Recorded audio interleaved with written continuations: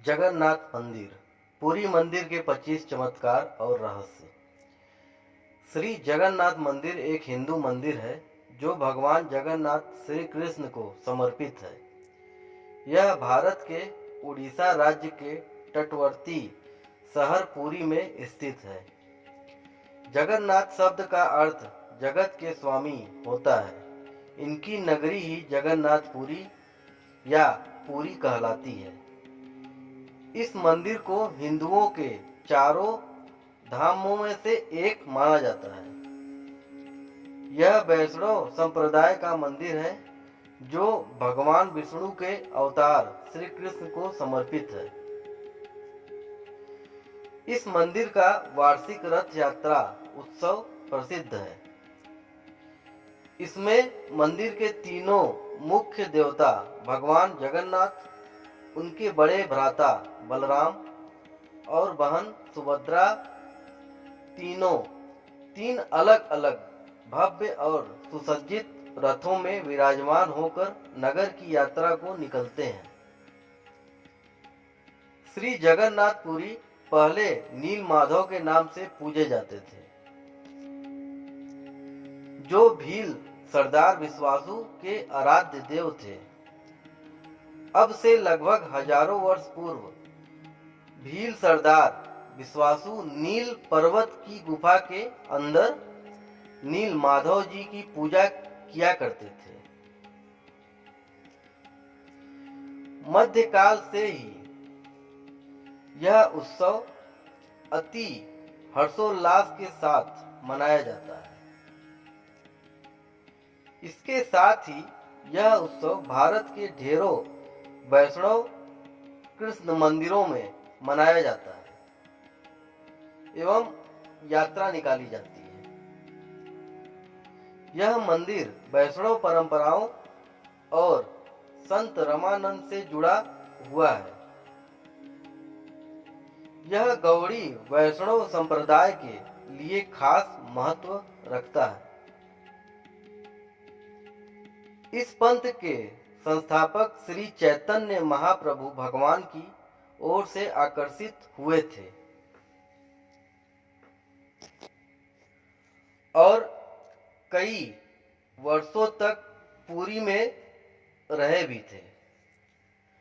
वर्तमान मंदिर के निर्माण कार्य को कलिंग राजा अनंत वर्मन चोड़गंग देव ने आरंभ कराया था। मंदिर के जगमोहन और विमान भाग इनके शासन काल 1087 से 1149 में बने थे। फिर लगभग सन 1195 में जाकर ओडिया शासक अनंग भीमदेव ने इस मंदिर को वर्तमान रूप दिया था।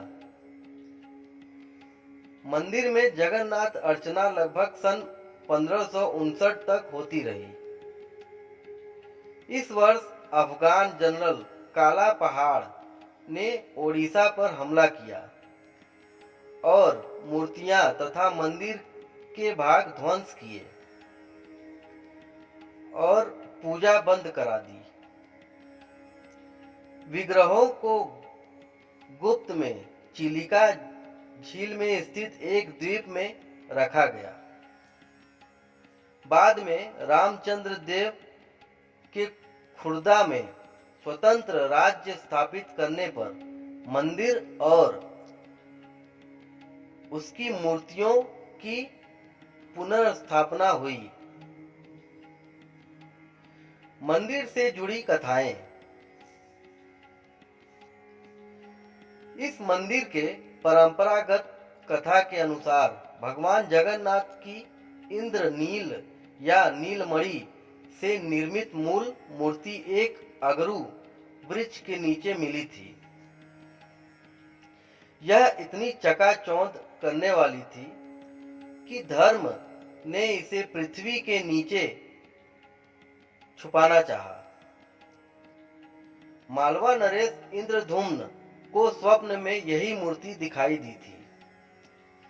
तब उसने कड़ी तपस्या की और तब भगवान विष्णु ने उसे बताया कि वह पुरी के समुद्र तट पर जाए और उसे एक दारू लकड़ी का लट्ठा मिलेगा, उसी लकड़ी से वह मूर्ति का निर्माण कराए। राजा ने ऐसा ही किया और उसे लकड़ी का लट्ठा मिल भी गया।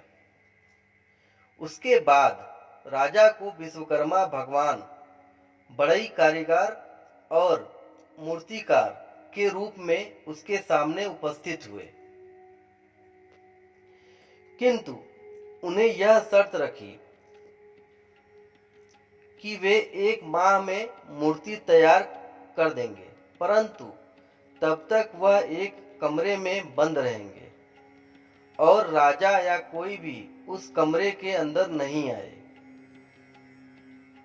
माह के अंतिम दिन जब कई दिनों तक कोई भी आवाज नहीं आई, तो उत्सुकतावश राजा ने कमरे में झांका और वह वृद्ध कारीगर द्वार खोलकर बाहर आ गया और राजा से कहा कि मूर्तियां अभी अपूर्ण हैं, उनके हाथ अभी नहीं बने थे। राजा के अफसोस करने पर मूर्तिकार ने बताया कि यह सब देववश हुआ है और यह मूर्तियां ऐसे ही स्थापित होकर पूजी जाएंगी। तब वहीं तीनों जगन्नाथ, बलभद्र और सुभद्रा की मूर्तियां मंदिर में स्थापित की गईं।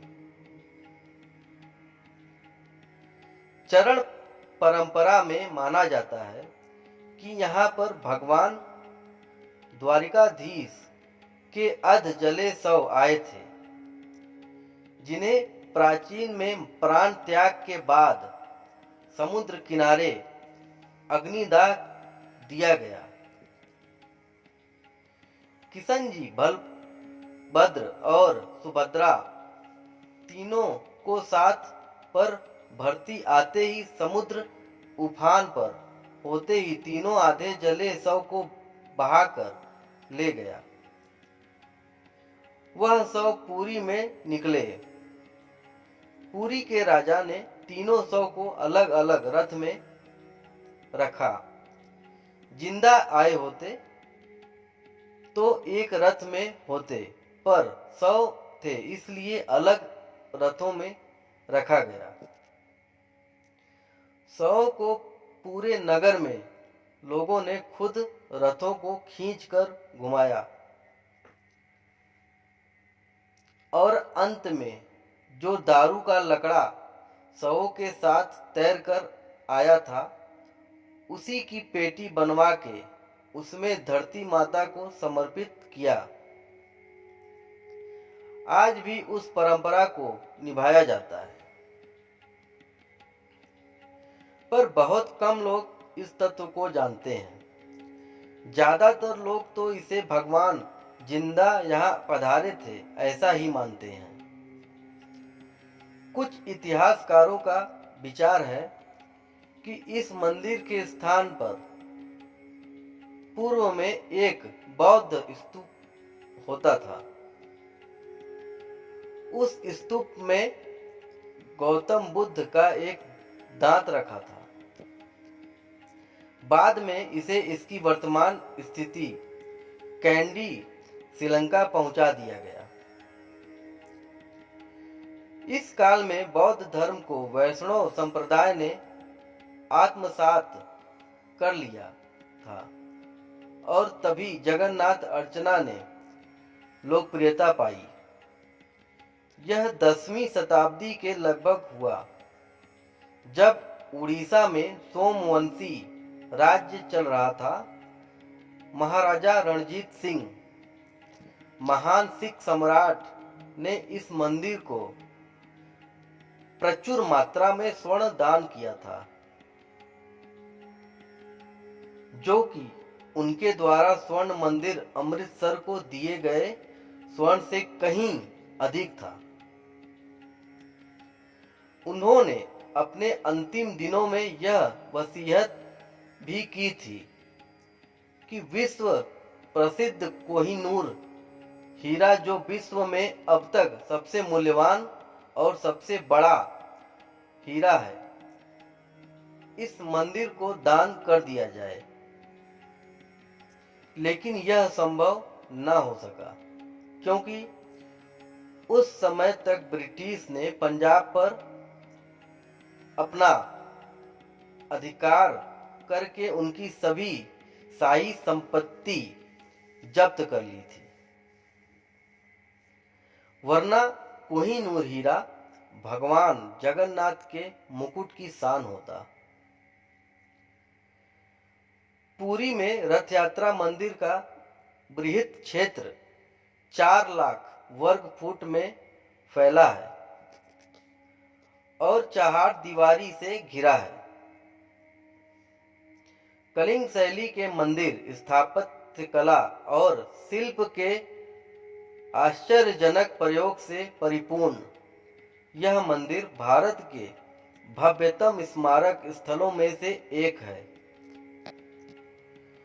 मुख्य मंदिर वक्र रेखीय आकार का है, जिसके शिखर पर विष्णु का श्री सुदर्शन चक्र 8 आरों का चक्र मंडित है। इसे नील चक्र भी कहते हैं। यह अष्ट धातु से निर्मित है और अति पावन और पवित्र माना जाता है। मंदिर का मुख्य ढांचा 214 फीट 65 मीटर ऊंचे पाषाण चबूतरे पर बना है।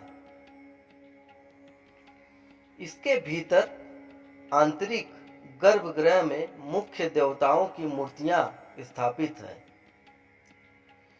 यह भाग इसे घेरे हुए अन्य भागों की अपेक्षा अधिक वर्चस्व वाला है। इससे लगे घेरदार मंदिर की पिरामिडाकार छत और लगे हुए मंडप अट्टालिकारूपी मुख्य मंदिर के निकट होते हुए ऊंचे होते गए हैं। यह एक पर्वत को घेरे हुए अन्य छोटे पहाड़ियों फिर छोटे टीलों के समूह रूपी बना है। मुख्य मणि भवन एक 20 फीट ऊंची दीवार से घिरा हुआ है तथा दूसरी दीवार मुख्य मंदिर को घेरती है। एक भव्य 16 किनारों वाला एकाश्म स्तंभ मुख्य द्वार के ठीक सामने स्थित है। इसका द्वार 2 सिंहों द्वारा रक्षित है। भगवान जगन्नाथ, बलभद्र और सुभद्रा इस मंदिर के मुख्य देव हैं। इनकी मूर्तियां एक रत्न मंडित पाषाण चबूतरे पर गर्भगृह में स्थापित है। इतिहास अनुसार इन मूर्तियों की अर्चना मंदिर निर्माण से कहीं पहले से की जाती रही है। यहाँ विस्तृत दैनिक पूजा अर्चनाएं होती हैं। यहाँ कई वार्षिक त्योहार भी आयोजित होते हैं, जिनमें लोग भाग लेते हैं। इनमें सर्वाधिक महत्व का त्योहार है रथ यात्रा, जो आषाढ़ शुक्ल पक्ष की द्वितीया को तदनुसार लगभग जून या जुलाई माह में आयोजित होता है। इस उत्सव में तीनों मूर्तियों को अति भव्य और विशाल रथों में सुसज्जित होकर यात्रा पर निकालते हैं। यह यात्रा 5 किलोमीटर लंबी होती है। इसमें लाखों लोग शरीक होते हैं। थेन्नड़गुर का पांडुरंग मंदिर पुरी के जगन्नाथ मंदिर के समान ही बनाया गया है। आधुनिक काल में यह मंदिर काफी व्यस्त और सामाजिक एवं धार्मिक आयोजनों और प्रकारों में व्यस्त है। जगन्नाथ मंदिर का एक बड़ा आकर्षण यहाँ की रसोई है। यह रसोई भारत की सबसे बड़ी रसोई के रूप में जानी जाती है।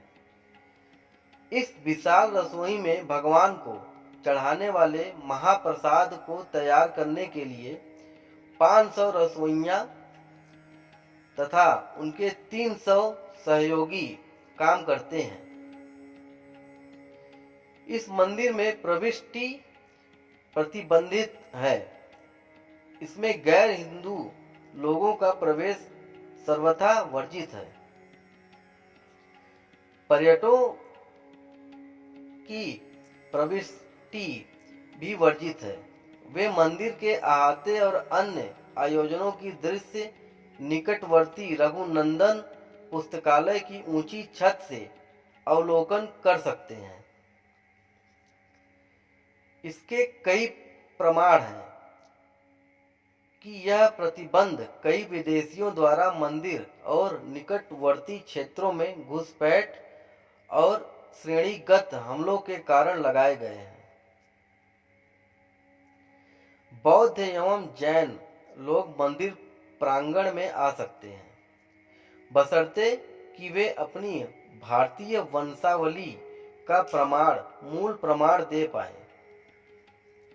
मंदिर ने धीरे धीरे गैर भारतीय मूल के लेकिन हिंदू लोगों का प्रवेश क्षेत्र में स्वीकार करना आरंभ किया है। एक बार 3 बाली के हिंदू लोग को प्रवेश वर्जित कर दिया गया, जबकि बाली की 90% जनसंख्या हिंदू है। तब निवेदन करने पर भविष्य के लिए में स्वीकार हो गया।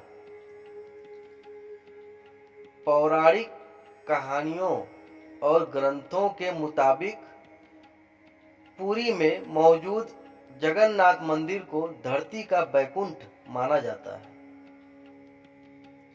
यहाँ स्थापित भगवान जगन्नाथ की प्रतिमा में एक ब्रह्म पदार्थ है, जिसे भगवान श्री कृष्ण का हृदय माना जाता है। इस कारण कहा जाता है भगवान कृष्ण स्वयं मंदिर में विराजमान है। इस मंदिर को लेकर मान्यता है कि प्रभु जगन्नाथ के दर्शन करने से लोगों के सारे पाप धुल जाते हैं और उनकी सारी मनोकामनाएं पूरी हो जाती हैं। विश्व प्रसिद्ध जगन्नाथ मंदिर का हिंदू धर्म में बहुत महत्व है। भारतीय राज्य उड़ीसा में हिंदुओं की प्राचीन और पवित्र 7 नगरियों में से एक पुरी में स्थित जगन्नाथ मंदिर को बहुत ही प्राचीन माना जाता है। यहाँ पर प्रतिवर्ष आषाढ़ माह के शुक्ल पक्ष की दूज से नव रथ यात्रा प्रारंभ होती है, जिसमें शामिल होने के लिए देश विदेश से लोगों की लाखों भक्त आते हैं। आइए जानते हैं इस जगह और मंदिर के बारे में 25 रोचक जानकारियां। नंबर 1, कब बना था यह मंदिर? इस मंदिर को सतयुग के राजा इंद्रद्युम्न ने बनवाया था। समय समय पर इस मंदिर का जीर्णोद्धार होता रहा। इस मंदिर का सबसे पहला प्रमाण महाभारत के वन पर्व में मिलता है। वर्तमान में जो मंदिर है वह 7वीं सदी में बनवाया था। हालांकि इस मंदिर का निर्माण ईसा पूर्व 2 में भी हुआ था। यहाँ स्थित मंदिर 3 बार टूट चुका है। 1174 ईस्वी में ओडिशा शासक अनंग भीमदेव ने इसका जीर्णोद्धार करवाया था। मुख्य मंदिर के आसपास लगभग 30 छोटे बड़े मंदिर स्थापित हैं।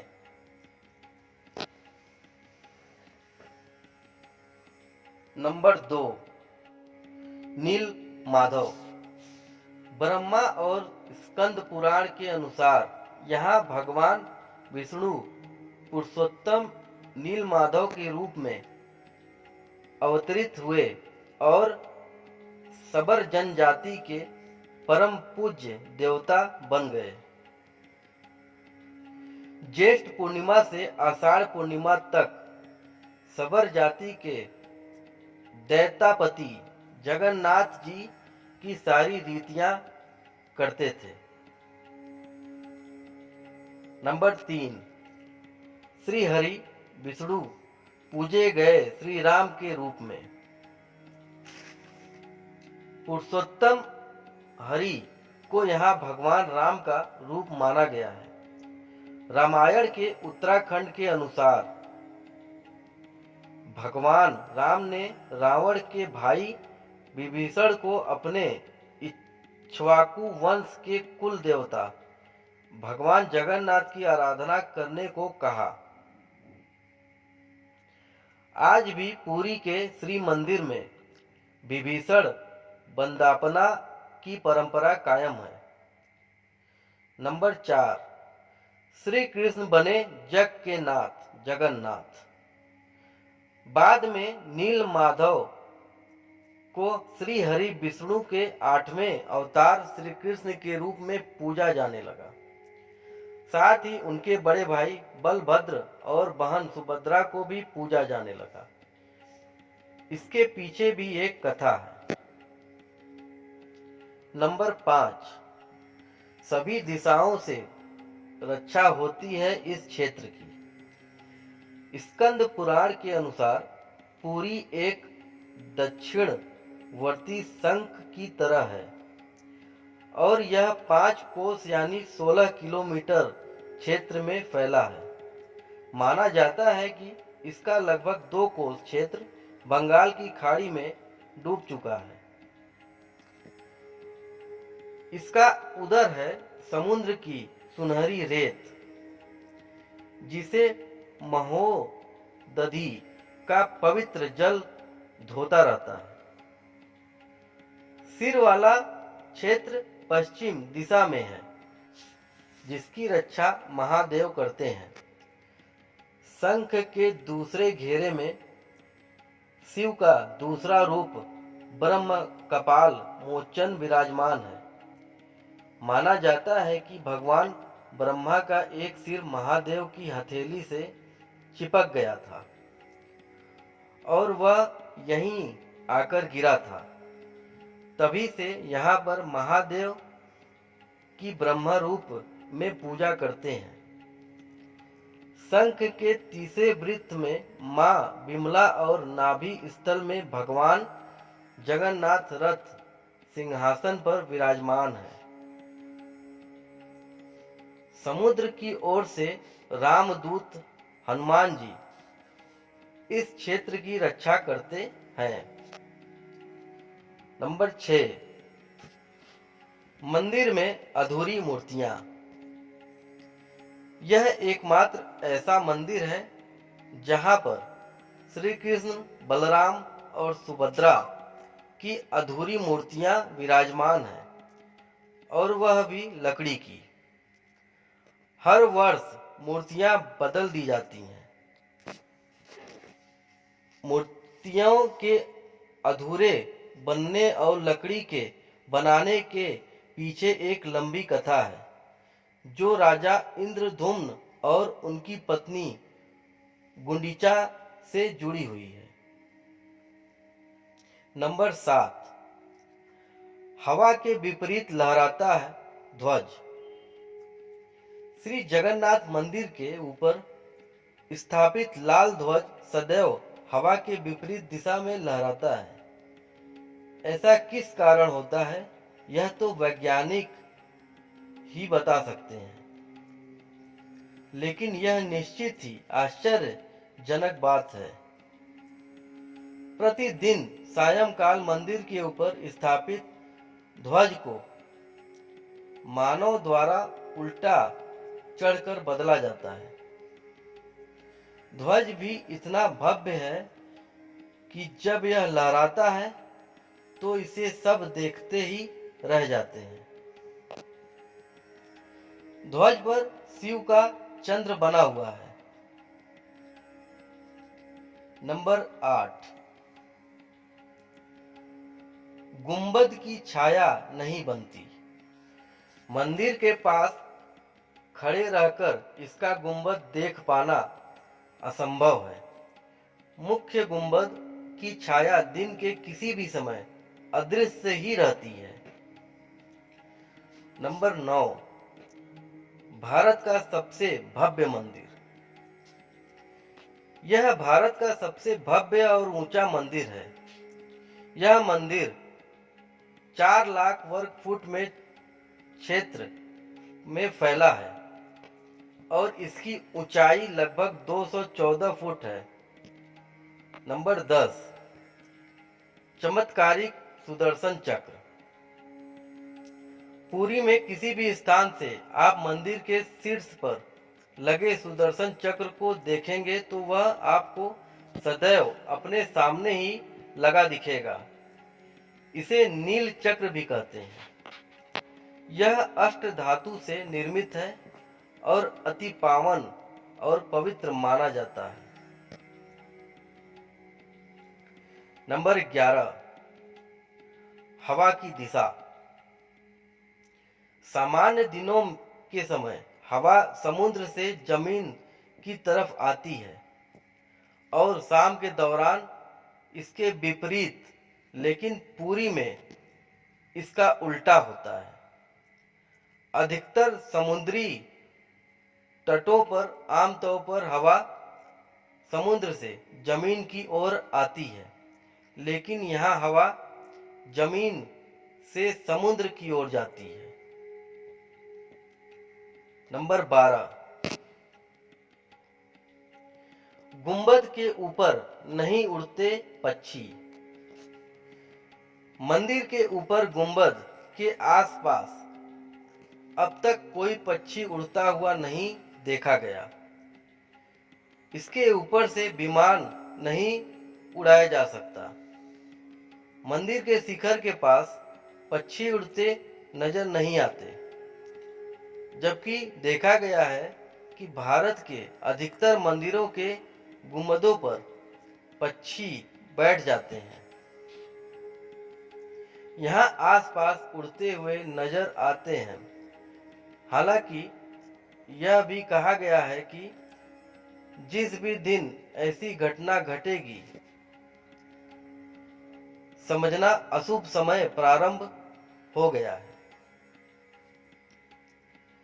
नंबर 13, दुनिया का सबसे बड़ा रसोई घर। 500 रसोइये 300 सहयोगियों के साथ बनाते हैं भगवान जगन्नाथ का प्रसाद। लगभग 20 लाख भक्त कर सकते हैं यहाँ भोजन। मंदिर के अंदर पकाने के लिए भोजन की मात्रा पूरे वर्ष के लिए रहती है।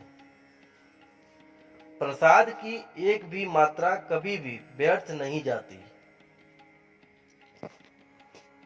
कहा जाता है कि मंदिर के प्रतिदिन प्रसाद 20,000 लोगों के लिए ही बनाया जाता है, लेकिन त्योहार वाले दिन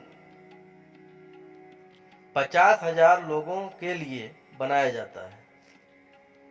लेकिन कहा जाता है कि यदि किसी दिन लाखों लोग भी आ गए तो भी वह प्रसाद ग्रहण करके ही जाते हैं।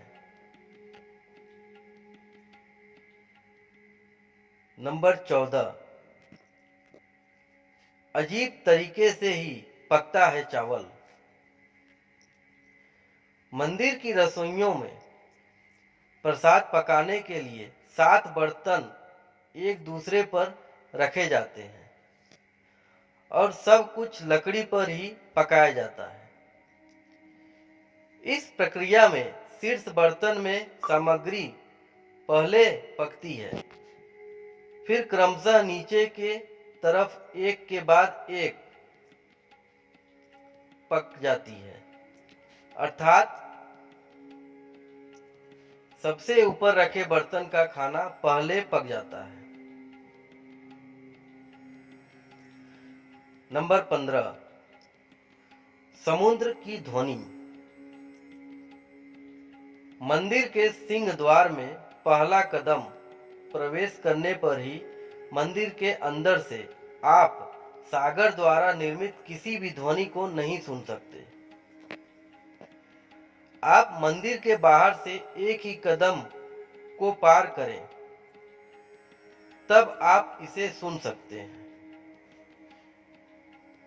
इसे शाम को स्पष्ट रूप से अनुभव किया जा सकता है।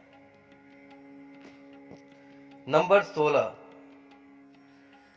बाहर की दुर्गंध भी नहीं आती भीतर। इसी तरह मंदिर के बाहर स्वर्ग द्वार है।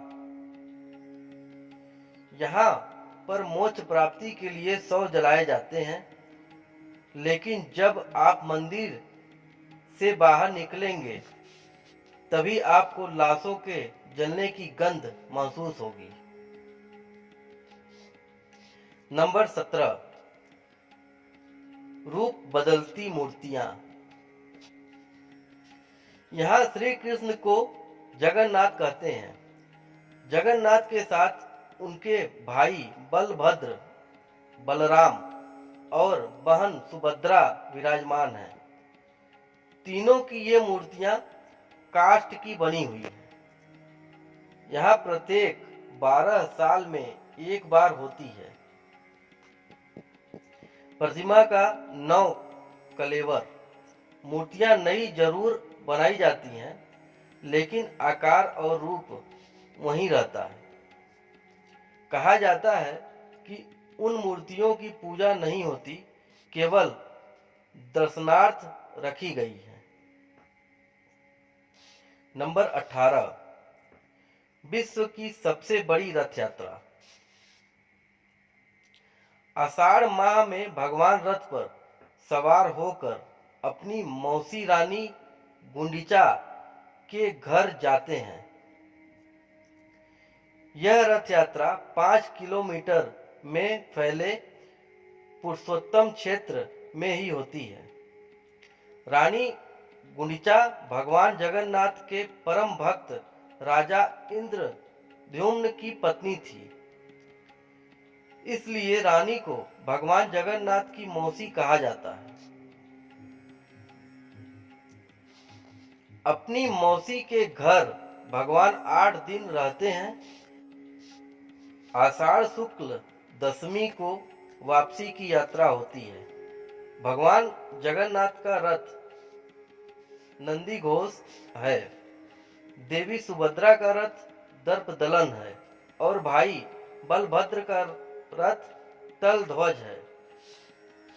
पुरी के गजपति महाराज सोने की झाड़ू बहुरते हैं, जिसे छेरा पैरर कहते हैं। नंबर 19, हनुमान जी करते हैं जगन्नाथ की समुद्र से रक्षा। माना जाता है कि 3 बार समुद्र ने जगन्नाथ जी के मंदिर को तोड़ दिया था। कहते हैं कि महाप्रभु जगन्नाथ ने वीर मारुति हनुमान जी को यहाँ समुद्र को नियंत्रित करने हेतु नियुक्त किया था, परंतु तब हनुमान भी जगन्नाथ, बलभद्र एवं सुभद्रा के दर्शनों का लोभ संवरण नहीं कर पाते थे।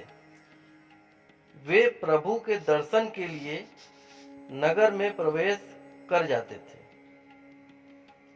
ऐसे में समुद्र भी उनके पीछे नगर में प्रवेश कर जाता था। केसरी नंदन हनुमान जी की इस आदत से परेशान होकर जगन्नाथ महाप्रभु ने हनुमान जी को यहाँ स्वर्ण बेड़ी से आबद्ध कर दिया। यहाँ जगन्नाथपुरी में ही सागर तट पर बेदी हनुमान का प्राचीन एवं प्रसिद्ध मंदिर है। भक्त लोग बेड़ी में जकड़े हनुमान जी के दर्शन करने के लिए आते हैं। नंबर 20, हनुमान जी ने समुद्र की आवाज को भीतर जाने से रोक दिया। एक बार नारद जी ने हनुमान जी को बताया कि समुद्र की आवाज के कारण प्रभु मंदिर के भीतर सो नहीं पाते हैं। तब हनुमान जी ने क्रोधित होकर समुद्र को वहां से दूर हटने को कहा। इस पर समुद्र देवता ने प्रकट होकर कहा कि मेरी आवाज तो आपके पिता पवन देव के कारण ही चारों दिशाओं में जाती है। आप उनसे विनती करें। तब हनुमान जी पवन देव से इस आवाज को रोकने का कहते हैं। तब पवन देव कहते हैं कि पुत्र, यह संभव नहीं है, परंतु तुम्हें एक उपाय बताता हूं कि तुम्हें मंदिर के आसपास ध्वनि रहित वायु कोशीय वृत्त या व्यूवर्तन बनाना होगा। हनुमान जी समझ गए।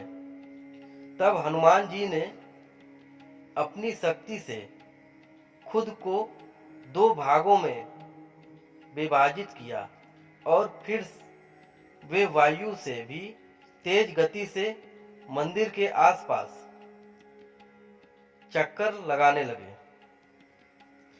इससे वायु की ऐसा चक्र बना कि समुद्र की ध्वनि मंदिर के भीतर ना जाकर मंदिर के आसपास ही घूमती रहती और मंदिर में श्री जगन्नाथ जी आराम से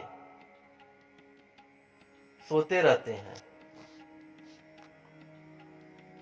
नंबर 21, पांडवों ने किए थे यहाँ पर दर्शन। किंवदंतियों के अनुसार कहते हैं कि अज्ञातवास के दौरान द्रौपदी 5 पांडव भगवान जगन्नाथ के दर्शन करने गए थे। प्रभु जगन्नाथ के मंदिर के अंदर पांडवों का स्थान अब भी मौजूद है। ऐसा कहते हैं कि भगवान जगन्नाथ जब चंदन यात्रा करते हैं तो 5 पांडव उनके साथ नरेंद्र सरोवर जाते हैं। आज भी श्री मंदिर में 21 दिवसीय चंदन यात्रा का आयोजन होता है। ऐसे में श्री मंदिर से 1 किलोमीटर की दूरी पर मौजूद नरेंद्र सरोवर तक यात्रा निकलती है। नंबर 22, स्वर्ण दान। महान सिख सम्राट महाराजा रणजीत सिंह ने इस मंदिर को प्रचुर मात्रा में स्वर्ण दान किया था, जो कि उनके द्वारा स्वर्ण मंदिर अमृतसर को दिए गए स्वर्ण से कहीं अधिक था। नंबर 23, ईसा मसीह भी यहाँ आए थे प्रभु के दर्शन करने। कुछ किताबों में और जनश्रुतियों से यह पता चलता है कि ईसा मसीह सिल्क रूट से होते हुए जब कश्मीर आए थे तब पुनः बेथलेहम जाते वक्त उन्होंने भगवान जगन्नाथ के दर्शन किए थे। आदि शंकराचार्य ने भी यहाँ की यात्रा की थी और यहाँ पर उन्होंने 4 मठों में से एक गोवर्धन मठ की स्थापना 24, गैर हिंदू का प्रवेश निषेध। इस मंदिर में गैर भारतीय धर्म के लोगों का प्रवेश प्रतिबंधित है।